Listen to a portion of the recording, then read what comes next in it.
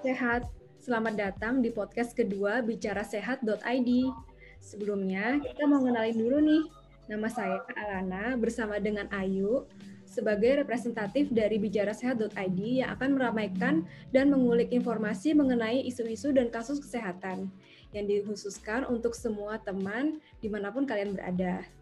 Jadi, tidak hanya tentang satu isu yang saja, melainkan akan ada banyak isu lain tentang kesehatan. Dan salah satunya hari ini adalah mengenai stunting.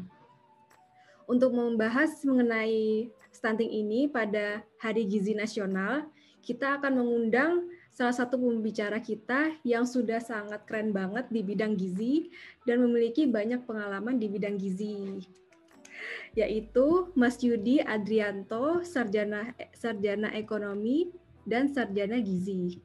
Ya, beliau lahir di Bogor pada tanggal 21 Maret tahun 1990 dan memiliki pendidikan yaitu sarjana ekonomi di STIE Kalpataru Bogor, lalu sarjana gizi di IPB. Dan selanjutnya sekarang Mas Yudi sedang melanjutkan master pendidikan di Universitas Indonesia, Fakultas Kesehatan Masyarakat, jurusan gizi. Dan beliau ini memiliki banyak pengalaman kerja, yaitu ada di Kementerian Kesehatan, Rumah Sakit Cipto Mangunkusumo sebagai nutrisionis, lalu USAID HIV Project Research, kolaborasi dengan RSCM, lalu WHO Persagi NCP Guideline, dan PT International SOS Nutrition Consultant for Indonesian Coal and Gold Mine. Nah, untuk seminar dan training, beliaunya ini pernah menjadi salah satu pembicara di Kongres Persagi pada tahun 2020. Begitu ya Mas Yudi. Nah, kita persilakan Mas Yudi. Kurang lebih. Oke, halo semua. Terima kasih telah mengundang saya pada saat kesempatan hari ini. Terima kasih saya ucapkan kepada Bicara Sehat yang telah menyediakan tempat atau wadah untuk kita sharing ilmu ataupun sharing pengetahuan terkait kesehatan. Dan topik pada hari ini adalah Hari Gizi Nasional ya, terkait dengan stunting. Oke, Mas, kita kan hari ini ngebahas stunting ya, Mas. Boleh dijelaskan nggak apa itu artinya stunting? Ya, stunting itu menurut peraturan presiden tentang percepatan stunting itu adalah gagal tumbuh pada anak berusia di bawah 5 tahun atau kita sebut biasanya adalah balita. Nah, kenapa sih bisa gagal tumbuh? Nah, stunting itu terjadi akibat kekurangan gizi kronis dan infeksi berulang pada anak. Nah, ditandainya oleh apa sih kita melihat anak itu stunting atau tidak, yaitu dengan panjang badan atau tinggi badannya yang berada di bawah standar dari ketetapan atau rekomendasi Kementerian Kesehatan. Seperti itu. Nah, ini kan saya baca infodatin stunting yang diterbitkan oleh Kesehatan. Jadi menurut WHO itu prevalensi balita stunting di Indonesia pada tahun 2005 sampai 2017 ini mencapai 36,4%, Mas. Sedangkan WHO untuk stunting di suatu negara adalah kurang dari 20%. Iya, 20. Nah, itu bagaimana terjadi ya, Mas? Datanya masih tinggi sekali di Indonesia. Betul sekali. Kalau kita lihat secara prevalensi ya di Indonesia itu tahun 2013 ke 2018 kita lihat dari cross section atau kita potong dari data Riskesdas. Pada tahun 2013 data Riskesdas menghasilkan data stunting itu prevalensinya 37,2. Sedangkan pada tahun 2018 Riskesdas tahun 2018 data stunting di Indonesia itu 30,8%. Nah, ini masih tinggi banget dibandingkan yang rekomendasi WHO yaitu sebesar 20% dari populasi. Nah, meskipun terjadi penurunan, trennya itu masih tinggi. Nah, dan banyak juga penelitian yang menyebutkan bahwa anak dengan stunting nanti di masa yang akan datang atau anak setelah gede atau di usia-usia produktif itu akan menjadi menurun kualitas sumber daya manusianya, dan bahkan ada sebuah penelitian yang menyebutkan bahwa antara anak stunting dan tidak stunting itu berbeda dari segi pendapatan. kurang lebih selisih terpaut 10%. Jadi anak yang stunting pendapatannya itu lebih rendah dibandingkan yang anak tidak stunting kalau dari kualitas sumber daya manusia. Nah, tantangannya gimana sih di Indonesia? Nah, banyak sekali tantangan terkait dengan percepatan penurunan stunting. Yang pertama adalah berat badan bayi lahir rendah. Ternyata Indonesia itu masih tinggi permasalahan berat badan lahir rendah, yaitu dengan standar berat badan lahir 2.500 gram.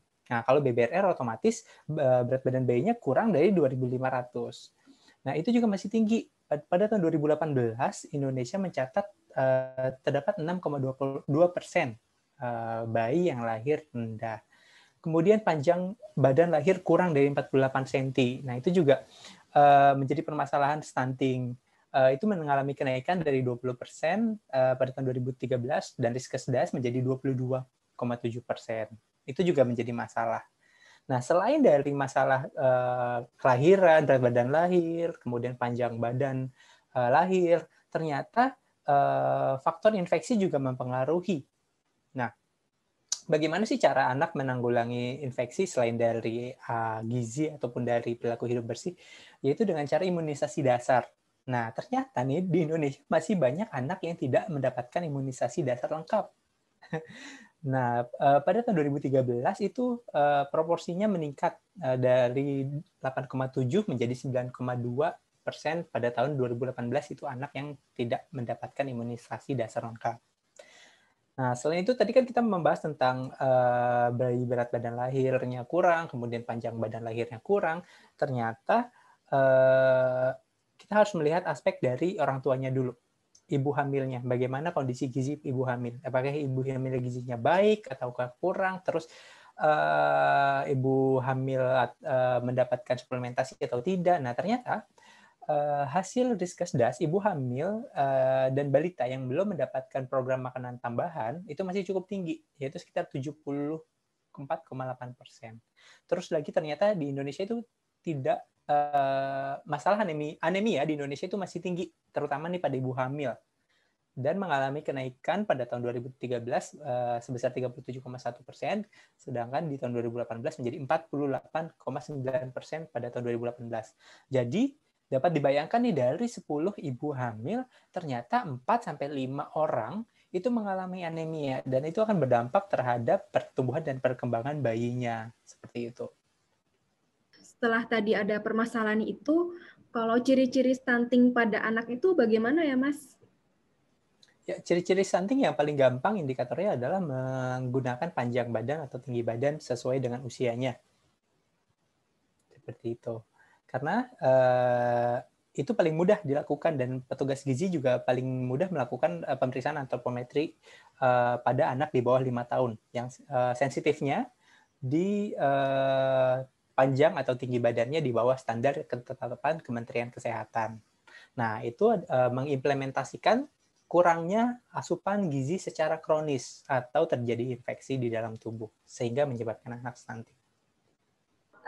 Untuk anak itu sendiri, pernah aku baca 1000 hari pertama semasa kelahiran itu adalah menjadi faktor terpenting untuk tumbuh kembang anak. Itu seperti apa sih, Mas? Maksudnya kondisi yang seperti apa yang dibutuhkan untuk mencapai tumbuh kembang anak yang optimal seperti itu, Mas? Ya, yang pertama kondisinya kita harus mempersiapkan sebelum kita melihat di 1000 hari pertama kehidupan, kita harus melihat sebelum ibunya itu atau sebelum perempuannya itu, sebelum calon ibu hamilnya itu mempersiapkan program kehamilan atau sebelum hamil, kita harus perhatikan dan persiapkan dulu. Jangan kan di Indonesia ini ternyata prevalensi pernikahan dini, terutama yang di bawah rekomendasi usia untuk menikah, itu masih tinggi, terutama di daerah. Kemudian status gizi ibunya sebelum hamil dan pada saat hamil itu yang harus diperiksa. Jangan sampai status gizinya itu kurang. Kenapa? Kalau status gizinya kurang itu otomatis akan mengganggu pertumbuhan dan perkembangan pada janinnya. Kemudian itu yang kedua. Kemudian yang ketiga, asupan makannya. Ternyata yang tadi saya sebutkan 5 atau 4 sampai dengan 5 orang ibu hamil di Indonesia itu masih mengalami anemia. Nah, sedangkan kan kalau di dalam tubuh kita Hemoglobin itu kan membawa oksigen dan zat gizi ya. Kalau misalnya anemia berarti terjadi gangguan dalam pengangkatan oksigen dan zat gizi untuk disirkulasikan ke dalam tubuh. Dan otomatis yang asupan yang ibu makan akan berdampak juga terhadap asupan janinnya. Seperti itu. Jadi itu akan lama-kelamaan akan mempengaruhi pertumbuhan dan perkembangan janinnya. Dan defisiensi terus-menerus yang secara kronik, nah itulah yang akan menyebabkan stunting atau BBLR pada bayi seperti itu. Oleh karena itu, program-program pemerintah seperti pemberian tablet tambah darah, pengecekan status gizi ibu, kemudian edukasi dan konseling gizi terkait asupan gizi ibu hamil itu penting dilakukan untuk menjaga kualitas perkembangan dan pertumbuhan bayi selama 1000 hari pertama kehidupan sejak pembuahan sampai dengan usia 2 tahun. Tadi Mas sempat mengatakan HB itu menjadi, hemoglobin itu menjadi hal penting gitu ya. Boleh tahu nggak sih Mas, selain hemoglobin, apakah zat besi dan zat-zat yang lainnya itu apa aja yang mempengaruhi BBLR itu sendiri? Nah, banyak yang mempengaruhi selain dari hemoglobin, yaitu protein terutama. Karena di dalam tubuh kan hemoglobin itu sel darah merah ya, dari eritrosit. Nah, hemoglobin itu terbentuk dari hem dan globin. Nah, kalau kita bicara secara struktur kimianya, nah hem itu adalah zat besinya di dalam hemoglobin. Globinnya itu adalah protein. Nah, jadi kalau kita makan atau kurang asupan proteinnya, nah itu juga bisa akan menyebabkan anemia selain dari kekurangan zat besi. Seperti itu. Nah, selain itu, untuk penyerapannya di dalam tubuh, zat besi terutama banyak di makanan hewani seperti ikan, daging, telur, unggas, terus susu juga mengandung zat besi yang tinggi, kemudian sayur-sayuran seperti bayam. Nah, terutama kalau yang paling tinggi, paling gampang dan mudah didapat itu hati sapi dan hati ayam. Nah, terus gimana sih cara kita meningkatkan asupan atau meningkatkan penyerapan kalau kita udah makan hati ayam, misalnya hati sapi, kita mau meningkatkan penyerapan zat besinya. Itu dapat dibantu dengan mengkonsumsi makanan yang kaya akan sumber vitamin C. Sekarang nggak usah makan suplemen yang tinggi vitamin C yang 500, yang 1000, nggak usah. Karena kebutuhan vitamin C kita itu sekitar 80 sampai dengan 90 mg per hari. Nah, 80 sampai dengan 90 mg per hari itu cukup didapatkan dengan 3 buah jeruk atau 2 buah jambu biji, kemudian atau 3 potong pepaya. Itu sudah cukup ternyata gitu. Jadi untuk meningkatkan asupan zat besi bisa dibarengi konsumsinya dengan makanan yang sumber vitamin C seperti itu untuk mencegah anemia. Baik banget ya Mas. Jadi seorang wanita untuk mempersiapkan kehamilan, Betul. kesehatannya. Dan jangan lupa pemerintah juga ada program pemberian tablet tambah darah. Iya kan? Dan terutama nih pada wanita nih, karena wanita mengalami menstruasi kan, setiap menstruasi itu ternyata banyak loh zat besi yang dibuang. Oleh karena itu harus digantikan dari makanan atau suplementasi kalau tidak mencukupi seperti itu.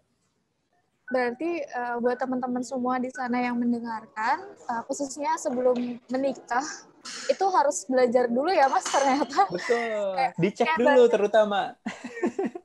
Banyak hal yang harus dipersiapkan sampai sebelum kita memiliki anak tentunya ya, bahkan kayak Betul.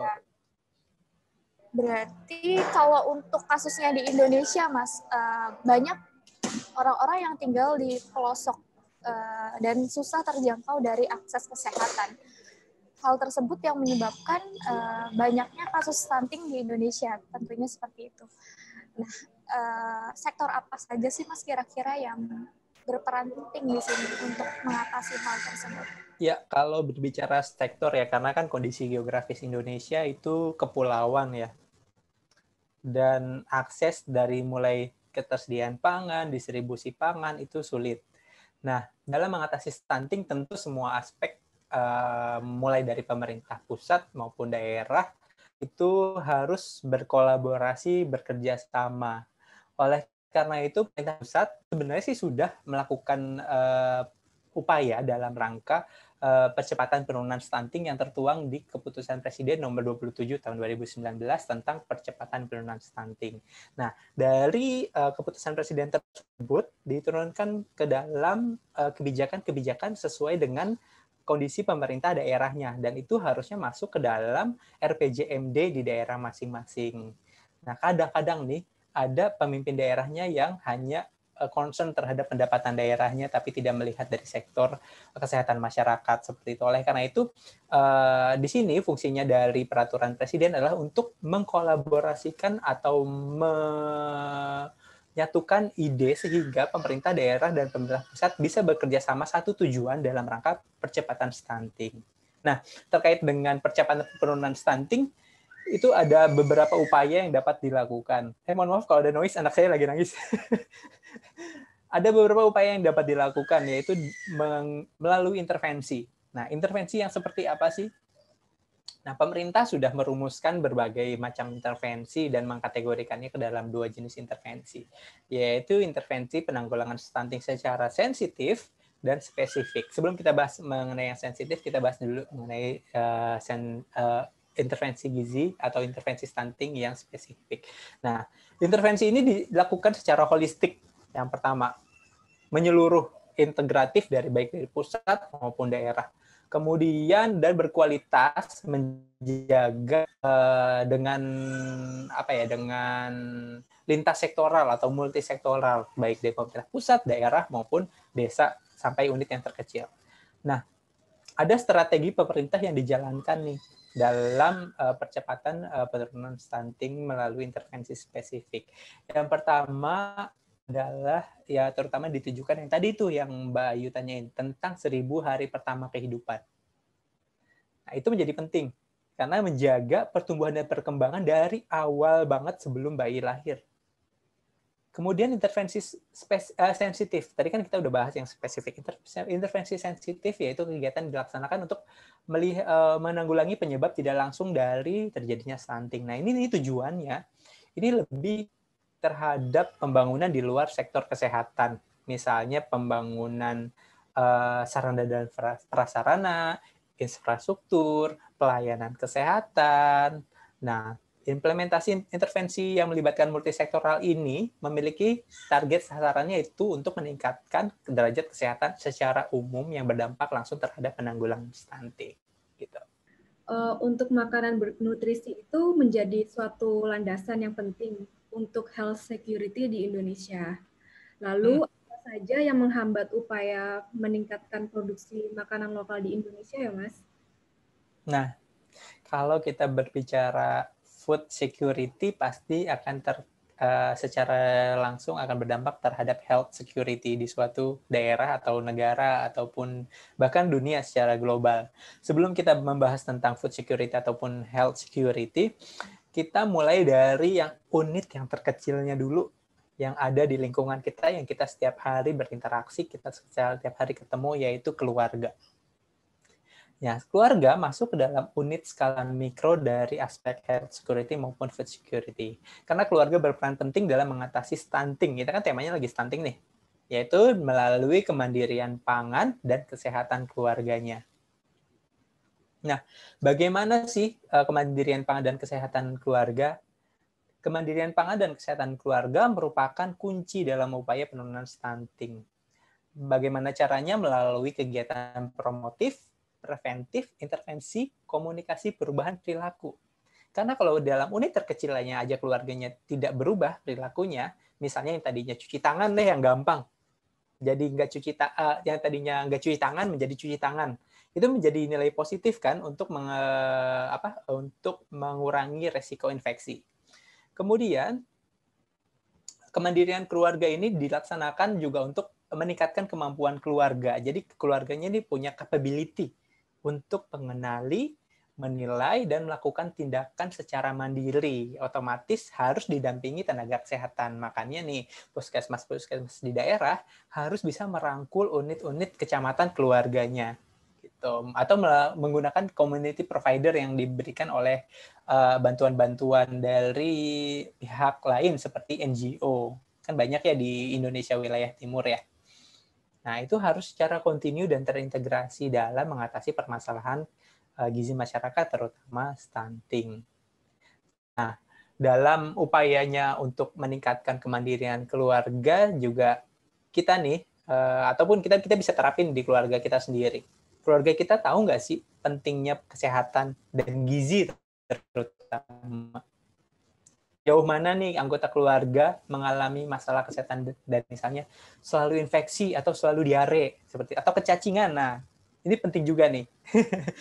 Udah minum obat cacing belum? Gitu kan? Kemudian cuci tangan nggak, perilaku hidup bersih dan sehat nggak? Kemudian bagaimana keluarga memanfaatkan akses pelayanan kesehatan yang tersedia di unit pelayanan kesehatan dasar seperti puskesmas. Bahkan ada sekarang kan puskesmas pembantu ya yang lebih dekat dengan masyarakat. Namun karena terjadinya COVID ini menjadi permasalahan juga nih karena terbatasnya akses, kemudian kondisi yang serba terbatas, baik itu dari pelayanan maupun keaktifan keluarga dalam mendapatkan akses. Nah, selain dari COVID itu, constraint-nya apa aja ya? Kalau menurut saya sih tantangannya terutama di pembangunan struktur dan infrastruktur. Baik itu pembangunan dari infrastrukturnya berupa puskesmas maupun puskesmas pembantu, kemudian strukturnya berupa tenaga kesehatan, terutamanya adalah tenaga gizi maupun bidan, terutama di daerah. Itu sangat kurang sekali dan bahkan teman-teman saya pengalaman sendiri ya, teman-teman saya aja yang sudah lulusan gizi itu kalau ditempatin di daerah suka gimana gitu atau setelah diangkat atau itu di daerah atau setelah menjadi PNS setelah 5 tahun malah mutasi ke kota. Seperti itu. Jadi itu menjadi kendala juga. Sedangkan daerah tersebut membutuhkan tenaga gizi untuk mengatasi permasalahan gizi terutama stunting di daerah. Gitu. Oleh karena itu perlunya koordinasi lintas sektoral dan komitmen masyarakat maupun daerah dalam pengatasan stunting gitu. Wah, menarik banget ya, Mas, terutama yang peran puskesmas dalam menanggulangi dari stunting ini. Memang puskesmas itu dengan tenaga kesehatan dari ahli gizinya, mereka juga bekerja sama dengan lintas sektoral dan lintas program, Mas, untuk mengatasi masalah stunting ini. Dan biasanya petugas gizi itu bekerja sama dengan kader kesehatan untuk merangkul masyarakat sekitar. Iya, betul. Agar mereka itu mengikuti program kesehatan yang sudah ditetapkan oleh Kementerian Kesehatan itu dan Dinas Kesehatan terkait daerah tersebut. Lalu betul. Sebenarnya selain puskesmas itu ada lagi loh pemerintah sudah melakukan berbagai macam program. Contohnya program bantuan yang paling banyak didapatkan itu PKH, Program Keluarga Harapan oleh Kementerian Sosial. Nah, namun ternyata ada sebuah penelitian yang menyebutkan kalau program bantuan itu banyak yang di-misuse oleh penggunanya. Jadi, seperti contoh di daerah pesisir utara Pulau Jawa, mereka mendapatkan bantuan dari pemerintah berupa uang. Nah, uang tersebut ternyata tidak dibelikan untuk makanan dan tidak digunakan untuk membeli makanan, tapi malah digunakan untuk membeli rokok. Seperti itu. Jadi kan kesannya apa yang sudah dilakukan upaya pemerintah itu tidak sampai ke masyarakat karena pengetahuan masyarakatnya kurang dan perilaku masyarakatnya yang salah seperti itu. Dan juga ada lagi bantuan-bantuan yang dikirim misalnya contohnya di Papua. Waktu kemarin terjadi permasalahan gizi di Papua yang heboh sampai masuk ke berita yang semua orang turun akhirnya ke Papua kan melihat itu. Nah, sebelumnya itu juga pernah ada suatu program bantuan pangan di daerah Papua, dia memberikan mie instan kepada masyarakat di sana, di pelosok Papua. Nah, masyarakatnya nggak ngerti cara masak mie-nya gimana, bikin mie-nya gimana, dan mereka baru ngelihat itu. Bahkan ada beberapa orang yang bahkan plastiknya mau dimasak sama dia. Seperti itu. Jadi kan nggak nyambung dengan kondisi masyarakatnya. Harusnya kalau memberikan bantuan di daerah atau memberikan bantuan pemberian makanan tambahan di daerah itu harus melihat faktor-faktor kondisi demografi dan kondisi pangan lokal, terutama adat dan budaya pangan lokal. Kan kalau di Papua biasanya kan makannya ubi kayu seperti itu. Ini dikasih mie instan, jadi akan terjadi perubahan dan mereka bukannya malah membaik, justru malah akan memburuk.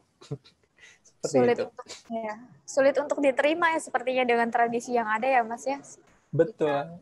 Harus sesuai dengan kearifan lokal masing-masing daerah. Itu uniknya di Indonesia. Untuk selanjutnya kira-kira apa saja sih Mas kira-kira yang sudah Mas Yudi ketahui progres Indonesia dalam mengatasi masalah nutrisi yang ada saat sekarang ini? Itu khususnya ketika berada di situasi pandemik seperti sekarang. Ya. Kalau progres Indonesia yang dalam menyikapi permasalahan gizi masyarakat, terutama yang terkait dengan program percepatan penanggulangan stunting yang ditetapkan oleh Presiden tahun 2019, itu terutama yang pertama dilihat adalah program ibu hamil di puskesmas. Baik itu pemberian tablet tambah darah atau makanan tambahan. Kemudian program ibu menyusui, anak berusia 24 sampai dengan 59 bulan imunisasi. Kemudian program-program remaja putri. Di sekolah kan SMP sudah mendapatkan tablet tambah darah ya. Kemudian program edukasi dan konseling gizi terutama pada calon pengantin. Nah, jadi dipersiapkan nih dari sebelum menikah supaya tidak melahirkan generasi yang stunting. Seperti itu. Kalau itu sih yang sudah saya lihat dan kebetulan saya rasakan sebelum menikah waktu kemarin. Sudah berpengalaman sepertinya. Oke. Kalau untuk sejenis organisasi di bidang nutrisi untuk mengatasi hal tersebut dan berkecimpung langsung di lapangan, ada banyak seharusnya ya Mas di Indonesia? Banyak. Dan kalau di lintas pelayanan kesehatan itu ada Asosiasi Dietitian Indonesia itu yang menaungi tenaga gizi di seluruh pelayanan kesehatan, baik itu puskesmas maupun rumah sakit. Kalau secara masyarakat itu ada Persagi namanya, Persatuan Ahli Gizi Indonesia, itu juga menaungi seluruh tenaga gizi di Indonesia, baik itu dari Sabang maupun Merauke. Selain itu, organisasi-organisasi profesi juga bekerjasama dengan organisasi-organisasi seperti NGO, UNICEF terutama yang banyak ya terkait dengan masalah anak dan stunting di Indonesia. Kalau Persagi itu berarti sejenis Nusantara Sehat ya? Persagi itu berbeda dengan Nusantara Sehat. Itu Persagi adalah kayak bidan, ada Ikatan Bidan Indonesia, dokter Ikatan Dokter Indonesia. Kalau Nusantara Sehat kan yang memang dibentuk oleh Kementerian Kesehatan untuk menyebarkan tenaga kesehatan sampai dengan wilayah 3T. Ya kan? Untuk mengatasi permasalahan gizi di masyarakat atau kesehatan di masyarakat. Dan Persagi juga bekerja sama dengan Kementerian Kesehatan dalam misalnya memberikan pelatihan, workshop, ataupun peningkatan kualitas tenaga gizi seperti itu. Tadi kan kita udah bahas bahwa banyak sektor yang berperan langsung di bidang nutrisi untuk mengatasi permasalahan nutrisi di Indonesia. Yang ingin aku tanyakan, ada nggak sih Mas kayak pro kontra dari masing-masing lembaga atau institusi untuk mengatasi hal tersebut gitu? Konflik lah istilahnya. Ada nggak sih? Konflik of interest itu pasti dalam suatu intervensi program itu akan muncul. Baik itu dari inisiasi program maupun sampai program berlangsung. Oleh karena itu, sebelum melakukan program, kita harus bekerja sama dulu. Kita duduk bersama dulu, baik itu organisasi pemerintah atau di bawah Kementerian Kesehatan, maupun organisasi di luar dari Kementerian Kesehatan atau organisasi swasta atau public-private organization, kayak NGO. Kemudian organisasi profesi seperti Persagi maupun ASDI. Kita harus duduk bareng dulu, menentukan intervensi dan menetapkan tujuan. Jadi ketahuan tuh benang merah yang akan dilakukan itu apa, tujuannya sama, pemahamannya sama, pemikirannya sama, langkah intervensinya sama, sehingga di masyarakat itu tidak terjadi kebingungan. Kok yang organisasi ini ngasihnya intervensinya seperti ini sih? Misalnya pemberian makanan tambahannya biskuit misalnya. kok Persagi sebagai contoh ya, kok Persagi ngasihnya ini sih telur misalnya, terus kok Kementerian Kesehatan ngasihnya bubur kacang hijau sih seperti itu. Nah, oleh karena itu harus disamakan dulu persepsinya supaya tidak terjadi konflik of interest. Oke, Mas, yang selanjutnya, apa saja sih food availability policies dan program yang telah diimplementasikan oleh pemerintah Indonesia? Kalau terkait dengan food policy ya dan program di Indonesia itu Kementerian Pertanian terutama ya setelah mengeluarkan peraturan pemerintah nomor kalau nggak salah nomor 18 17 gitu tentang ketahanan pangan dan gizi masyarakat. Nah, di dalam peraturan itu sudah jelas tertuang tuh apa itu definisi ketahanan pangan, bagaimana pemenuhan pangan sampai dengan level tingkat kerawanan pangan. Nah, definisi ketahanan pangan itu sendiri sih kalau menurut dari peraturan Kementerian Pertanian itu kondisi terpenuhinya kebutuhan pangan dan gizi sampai dengan perseorangan. Jadi sampai dengan individual kita nih, Mbak Alana, Mbak Ayu, sampai juga tercukupi kebutuhan gizinya. Baik itu dari jumlah, mutu, kemudian dan terjangkau sesuai dengan keyakinan dan budaya. Gitu. Terus kalau dari program-programnya, kalau dari ketahanan pangan itu terutama ada 3 pilar untuk program ketahanan pangan. Yang pertama adalah dari ketersediaan, kedua adalah keterjangkauan, ketiga adalah pemanfaatan. Yang pertama nih supply-nya dulu, bagaimana produksi pangannya. Kan sekarang nih yang lagi tren tuh yang kemarin masuk berita Pak Presiden hujan-hujanan melihat food estate ya kan di wilayah timur. Bagaimana sih ketersediaan pangan kita yang kondisinya 2021 ini yang banyak sekali dengan impor ya. Apa-apa susah, bawang aja susah. Cabai mau lebaran naik. Daging impor, udah impor dikorupsi lagi. Kemudian stoknya gimana dari dalam negeri? Bulog kita gimana bekerjanya? Apakah ada supply dari Bulog seperti itu? Kemudian terjangkau apa enggak di masyarakat? Harganya stabil enggak dengan kondisi geografis Indonesia yang kepulauan yang susah dalam distribusi, terutama distribusi pangan? Itu gimana manajemen stoknya, manajemen price-nya atau harganya gimana? Kemudian kita lihat juga daya beli masyarakatnya. Di dalam daya beli masyarakat kita, apalagi kondisi saat ini ya, COVID kan makin susah ya masyarakat ya, sehingga pemerintah menggalakkan untuk memberdayakan UMKM, usaha kecil mikro. Kemudian aksesnya gimana sih dari masyarakat ke pasar dan bagaimana untuk mendapatkan informasi harga pangan seperti itu.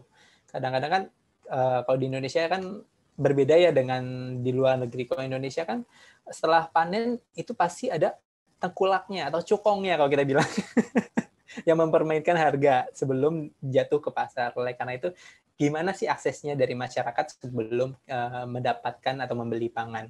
Kemudian yang terakhir dari pilar ketahanan pangan adalah pemanfaatan. Bagaimana perbaikan pola konsumsi kita nih yang rata-rata konsumsinya masih kurang atau masih tidak sesuai dengan kondisi gizi seimbang, kemudian keanekaragaman konsumsi, seperti makannya bisa didiversifikasi dari yang biasanya makan nasi, misalnya diubah jadi nggak nasi, kombinasi menggunakan singkong, umbi-umbian, atau sumber karbohidrat yang lainnya, mie, ataupun bihun, seperti itu. Kemudian perbaikan gizinya bagaimana, dan adalah keamanan dan mutu pangan. Nah, ini diawasi oleh BPOM. 3 pilar yang tadi itu yang ketiga itu ada yang namanya pemanfaatan ya Mas ya. Pemanfaatan di sini di mana masyarakat tersebut mengkonsumsi dari hasil yang sudah didapatkan oleh petani misalnya seperti itu.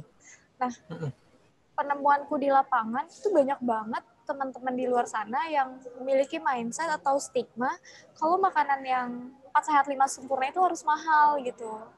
Seperti salmon, kacang-kacangan, dan yang lain-lainnya gitu. Mungkin Mas Yudi di sini bisa menjelaskan atau memberikan contoh makanan 4 sehat 5 sempurna itu ya yang terjangkau dengan kantong masyarakat ada apa aja? Sebelumnya saya agak sedikit koreksi dulu ya Mbak Ayu, mohon izin. Kalau sejak tahun 2018 atau 19 gitu ya, kita tuh sudah berubah paradigmanya bukan 4 sehat 5 sempurna lagi, tapi ke gizi seimbang atau pedoman gizi seimbang. Jadi kalau dulu kan dibilangnya 4 sehat 5 sempurna kalau minum susu, ya kan? Makanya produsen susu diuntungkan dengan paradigma 4 sehat 5 sempurna. Tapi sekarang sudah berubah. Kementerian Kesehatan sudah mengeluarkan peraturan yang baru, yaitu gizi seimbang.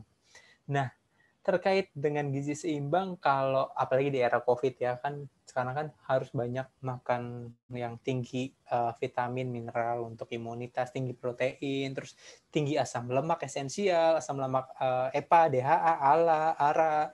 Nah, terus ada yang bilang kalau makan ikan salmon dan buah-buahannya yang mahal seperti itu. Nah, tidak seperti itu ya. Sebelum itu saya mau membahas dulu tentang gizi seimbang supaya masyarakat atau teman-teman di luar sana tahu apa itu gizi seimbang ya. Gizi seimbang adalah komponen makanan yang beragam, memenuhi kebutuhan gizi dan seimbang dengan 4 pilar pedoman gizi seimbang. Pilar yang pertama adalah keanekaragaman pangan. Kenapa kita harus makan makanan aneka ragam? Karena di dalam satu makanan itu tidak ada makanan yang lengkap kandungan gizinya. Seperti nasi, mie, roti, bihun itu adalah sumber karbohidrat. Sedangkan di dalam tubuh kita kan kita selain karbohidrat membutuhkan protein, lemak, seperti itu. Dan didapatkan oleh makanan yang beragam, misalnya dikombinasikan dengan daging, ikan, telur. Dan kalau makan itu nggak monoton, misalnya telur aja, apalagi tanggal tua seperti telur aja, misalnya seperti itu ya. Tapi bisa dikombinasikan juga dengan ikan, dengan ayam, seperti itu. Kemudian pilar yang kedua adalah aktivitas fisik. Di dalam pedoman gizi seimbang, di paling bawah, ada namanya tumpeng gizi seimbang, bentuknya segitiga. Dan di paling bawah itu adalah aktivitas fisik. Nah, kenapa aktivitas fisik penting? Ternyata Indonesia ini masyarakatnya masih banyak yang inaktif secara fisik. Dan inaktif secara fisik itu dapat meningkatkan risiko penyakit tidak menular atau non-communicable disease, terutama di masyarakat. Dan ini akan menjadi beban kesehatan masyarakat yang berdampak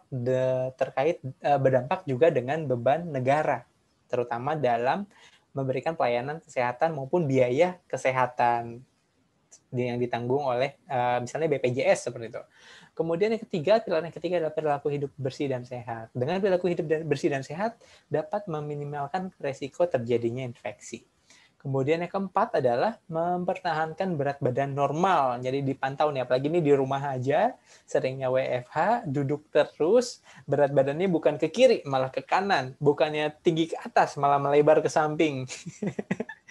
Itu harus dipertahankan berat badan normalnya untuk menurunkan risiko-risiko penyakit tidak menular seperti diabetes, jantung, stroke, hipertensi, seperti itu. Nah, terkait dengan makanan nih, ternyata kalau yang zaman dulu itu, ayo makannya salmon, kaya nih gizinya, kaya asam lemaknya. Ternyata tidak begitu. Ternyata untuk salmon, atau kita kalau di salmon kan kita yang ngincer kan asam lemak dan proteinnya. Ternyata nggak usah jauh-jauh kita nyari salmon yang impor. Ikan kembung itu dapat digunakan sebagai pengganti salmon. Kenapa? Karena dalam ikan kembung ternyata omeganya itu lebih tinggi daripada ikan salmon. Nah, teman-teman juga harus tahu nih. Dan masyarakat juga harus tahu nih. Jadi kalau saya pengen makan asam lemak atau omega 3 yang banyak, kita belikan salmon, yuk. Nggak begitu. Ternyata lokal pun banyak, pasokannya banyak, yaitu ikan kembung. Bahkan kita dapat temuin secara gampang di tukang sayur keliling. Misalnya ke depan rumah itu pasti selalu ada ikan kembung.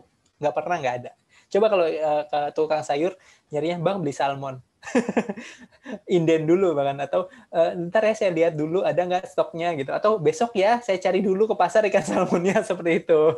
Dari ketersediaannya aja susah, dari harganya aja mahal. Yang mudah didapat dan diakses itu adalah ikan kembung.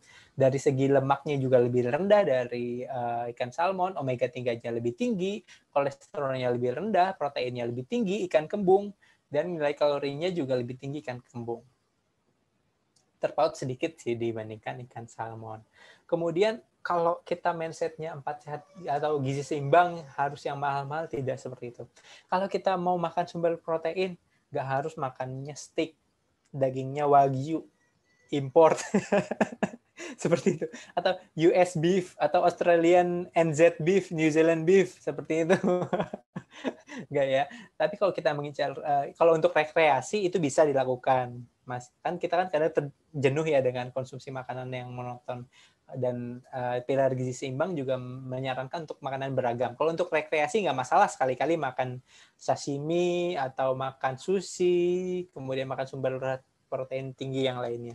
Dan untuk kandungan protein di dalam makanan yang tinggi terutama itu banyak di daging ayam, daging sapi, ikan, daging kambing, udang, ikan mas, kerang, susu juga mengandung protein yang tinggi. Terus kalau misalnya kita mau makan ikan yang kaya akan lemak omega tapi ikannya nggak mahal dan nggak ikan laut, kita bisa makan ikan gabus, ikan lele, maupun ikan patin. Nah, itu kan banyak di kita. Dan itu semua daerah itu pasti ada ikan itu. Nggak mungkin nggak ada ikan itu.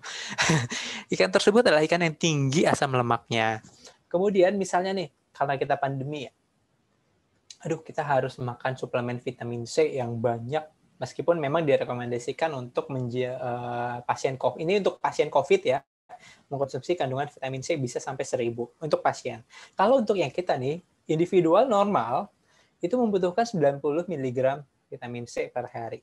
Di mana sih didapetinnya? Bisa dengan konsumsi jambu biji, bisa konsumsi pepaya, bisa konsumsi jeruk, bisa konsumsi makanan kayak buah-buahan semangka, melon, itu juga ada vitamin C-nya.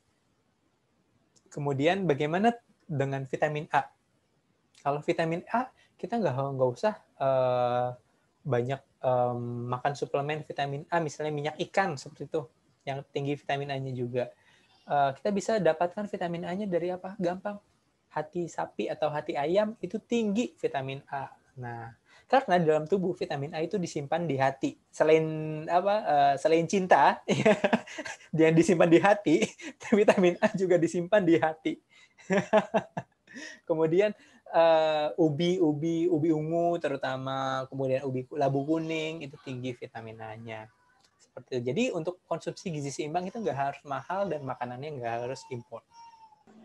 Harapan terkait permasalahan gizi untuk masyarakat Indonesia, kalau dari Mas Yudi sendiri itu apa Mas kira-kira? Kalau dari saya untuk harapan di masyarakat terkait gizi dan penanggulangan stunting ya, terutama di Indonesia.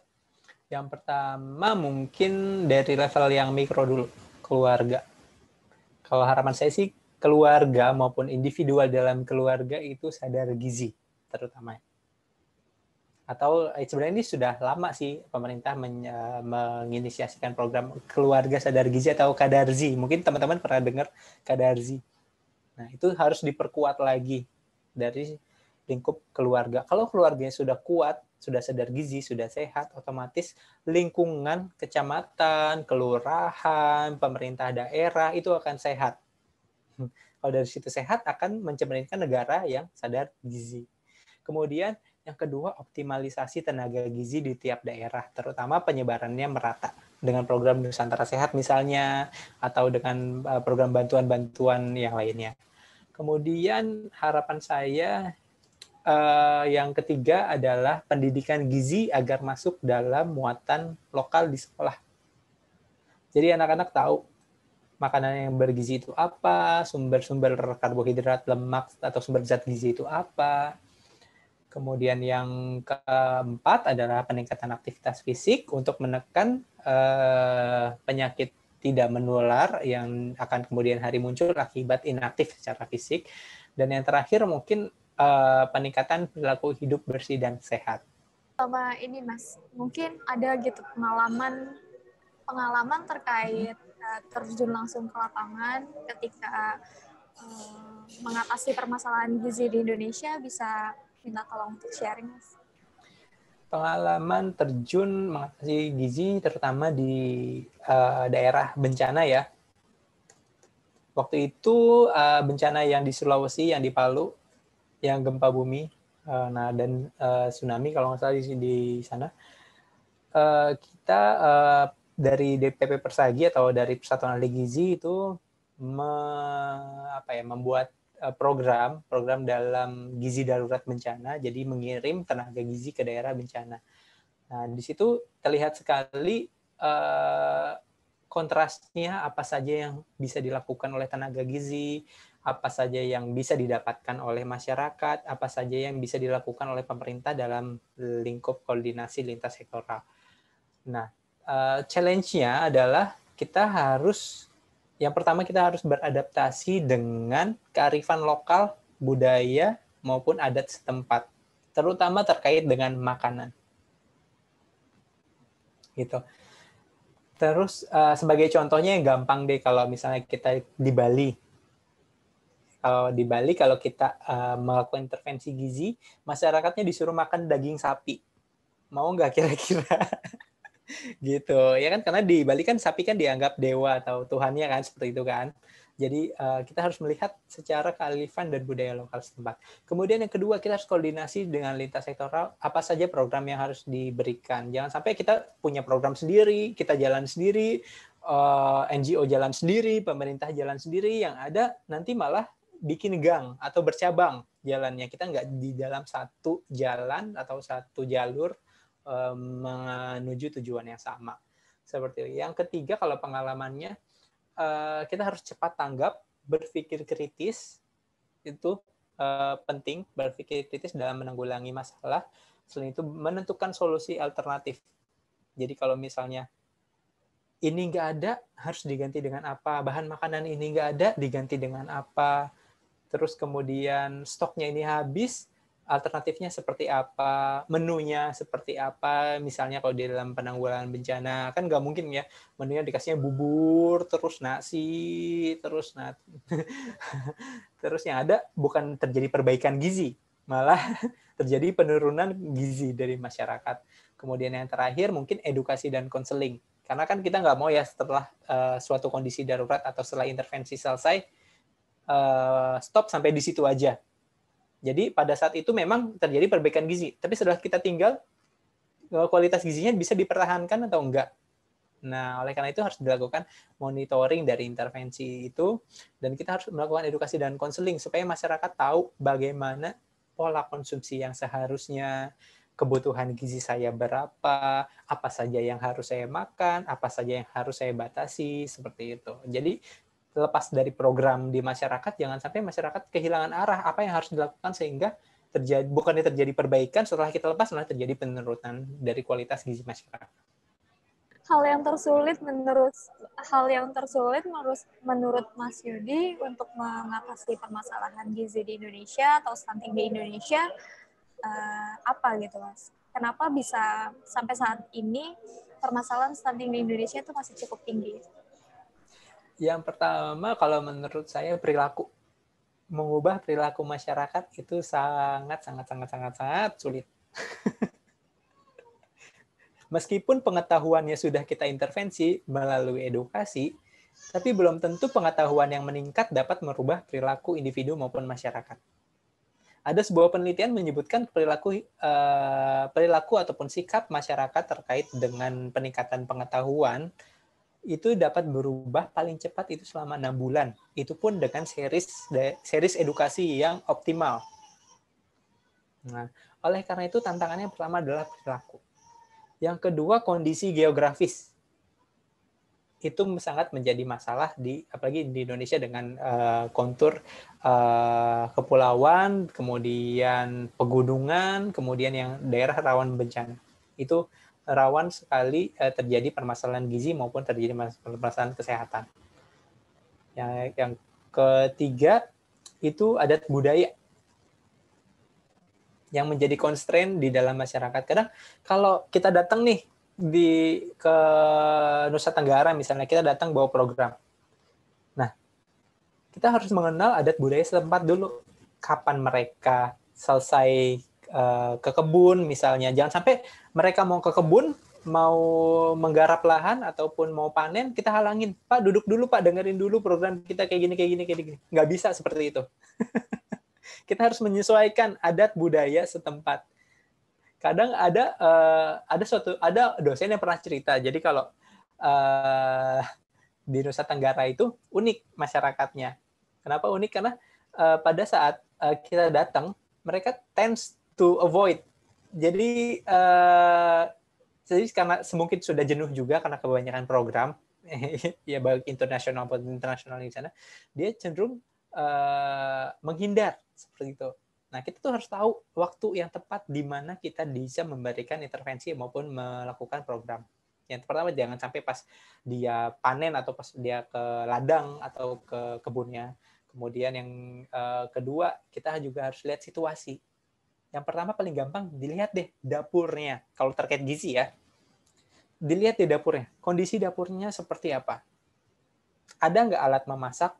Ada nggak makanan ataupun simpanan makanan di dapurnya? Seperti itu, jagung. Kalau di Nusa Tenggara ya jagung, umbi-umbian, singkong. Kemudian kalau beras itu relatif ya, kalau di Jawa. Ada yang ada beras, ada yang tidak. Kemudian kita nilai di situ.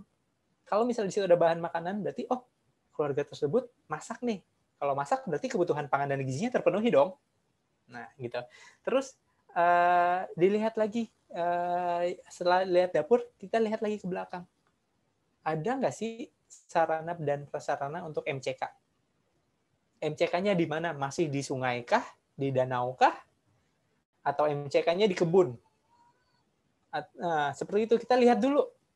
Kalau ada MCK, terus kita lihat lagi di dalamnya. Ada sabun atau enggak? Panjang ya urutannya ya. Kita lihat lagi di dalamnya. Ada sabun enggak? Nah, jangan-jangan ada MCK nggak ada sabun. Seperti itu. Itu akan tercermin poin dari perilaku hidup bersih dan sehatnya. Nah, kalau dari yang ketersediaan pangan sudah mencukupi, dari perilaku hidup bersih dan sehatnya sudah terlihat, dari unit terkecil di dalam satu rumah, kita sampel deh 5 rumah di dalam satu RT. Kan paling satu RT ada 20 sampai dengan 50 rumah kan. Kita sampel deh 10%-nya 5 rumah. Kita lihat, kita kunjungin. Seperti itu. Dan jam berkunjungnya juga harus disesuaikan. Jangan sampai orangnya kosong kita baru datang, nanti kita diterakin maling lagi. Seperti itu. Oke, mungkin itu saja yang bisa saya sampaikan terkait dengan program-program yang ada di masyarakat. Iya sih, benar banget apa yang tadi disampaikan. Pas aku juga merasakan sendiri gitu ketika pernah 1 bulan itu berada di daerah Banten, Mas. Oh, Banten. Hal yang masih sama, Jawa Barat ya. Dan iya, masih Jawa Barat. Tahu nggak, ternyata di Jawa Barat itu stuntingnya masih tinggi loh. Iya. Riskesdas menunjukkan stunting hampir 30% di Jawa Barat kalau tidak salah. Tinggi banget. Ya gimana? Mungkin sebelum kita survei langsung ke sana, itu tuh kita melakukan asesmen ya. Iya sih, banyak hal yang menjadi faktor sebenarnya. Yang pertama, kalau menurut asesmen yang kita dapatkan itu adalah kebiasaan sih, Mas. Iya, betul. Dari kebiasaan itu sulit banget untuk dirubah, dan juga kayak pengetahuan juga masih sulit untuk mendapatkan informasi. Iya, betul. Oleh sebab itu sulit untuk mengetahui mana yang benar dan yang baik dan yang sejenis. Dan kita juga harus lihat latar belakang pendidikan dari subjek atau masyarakat yang ingin kita intervensi melalui edukasi. Jangan sampai nih pendidikan terakhirnya misalnya SD, kita kasih bahasanya yang bahasa medis yang terlalu berat. Kan nggak nyambung jadinya. Itu apa? Intervensi itu apa? Bahkan intervensi pun dia nggak tahu. Sulit sih. Harus bahasanya yang sehari-hari gitu kan. Betul, bahasa sehari-hari mudah dicerna oleh masyarakat. Baik, berakhir pula sesi kita dalam Bincang Sehat bersama Mas Yudi dengan topik gizi dan stunting. Terima kasih banyak atas materi-materinya dan pembahasannya sangat insightful ya Mas ya. Alhamdulillah. Iya. Terima kasih juga saya ucapkan kepada tim Bicara Sehat yang telah mengundang saya untuk menjadi salah satu narasumber pada kesempatan kali ini. Selamat siang, makasih ya. Oke.